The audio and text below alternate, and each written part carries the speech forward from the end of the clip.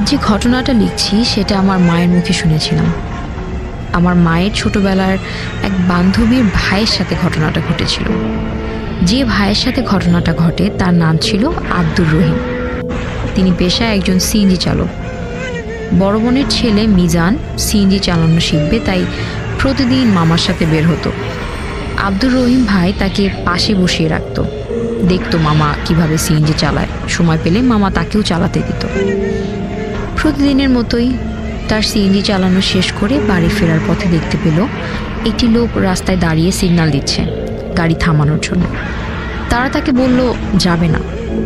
লোকটি বলল আমি রিজার্ভ যাব, আবার চলে আসব, যাওয়া আসার ভাড়া যা চাও তাই দিব। আব্দুর রহিম ভাই জিজ্ঞেস করলো আপনি কোথায় যাবেন? লোকটি বলল একটি হাসপাতালে। হাসপাতালের নামটি আমি বলছি না, তবে এটি কক্সবাজার জেলায় চকরিয়াতে। আব্দুর রহিম ভাই চিন্তা করলো যাচ্ছি যখন ভাড়াটা মেরেই যাই, যাওয়া আসার ভাড়াটা ডাবল পেলাম, তাতে তো আমারই ভালো হয়। আর কিছু না ভেবেই আব্দুর রহিম ভাই লোকটিকে বলল আচ্ছা ওঠেন। হাসপাতালে যাবার পর গাড়ি থেকে নেমে লোকটি বলল আপনার একটু অপেক্ষা করেন, আমি যাব আর আসব। এই বলে লোকটা চলে গেল। একটু পরেই দেখলো লোকটা কাপড়ে একটা মরা লাশ নিয়ে আসছে। গাড়িতে উঠে বলল বাচ্চাটি একটু আগেই মৃত্যু হয়েছে, তাই নিতে আসলাম। আব্দুর রহিম ভাই কিছু না বুঝলেও কোনো প্রশ্ন করলো না, তাই তিনি গাড়ি চালাতে লাগলো। বেশ কিছু দূর যাওয়ার পর পাশে বসে থাকা মিজান লক্ষ্য করল তার পেছনে শব্দ হচ্ছে। শব্দটা ছিল এরকম যে মনে হচ্ছে পেছনের লোকটি কিছু খাচ্ছে। তাই মিজান ভাবলো পিছনে তাকিয়ে দেখবে কিনা। বলে রাখা ভালো, মিজান চুপচাপ থাকলেও হাসপাতালে যাওয়ার পর থেকে তার ভিতর কেমন যেন ভয় হচ্ছিল বেশি। মামার দিকে তাকিয়ে দেখলো সে সামনের দিকে এক দৃষ্টিতে গাড়ি চালিয়ে যাচ্ছে।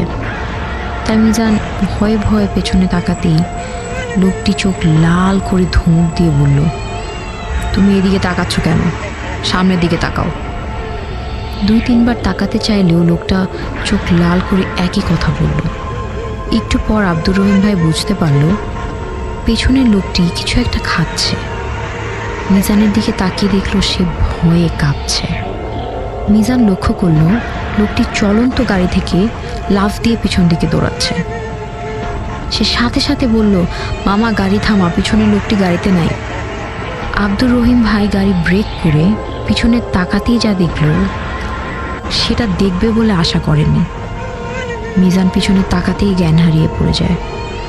আব্দুর রহিম ভাই দেখতে পেল তার পেছনে বসে থাকা লোকটি সেখানে নেই, সেখানে পড়ে আছে কিছু হাড়।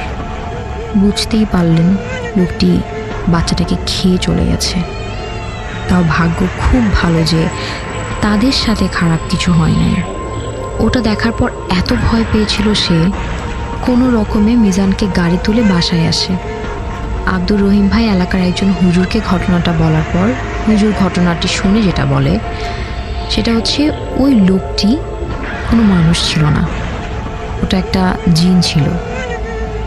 ওই বাচ্চাটাকে মায়ের পেটে থাকতেই টার্গেট করেছিল, তাই মৃত বাচ্চা হবার পরে সে নিয়ে এসেছে।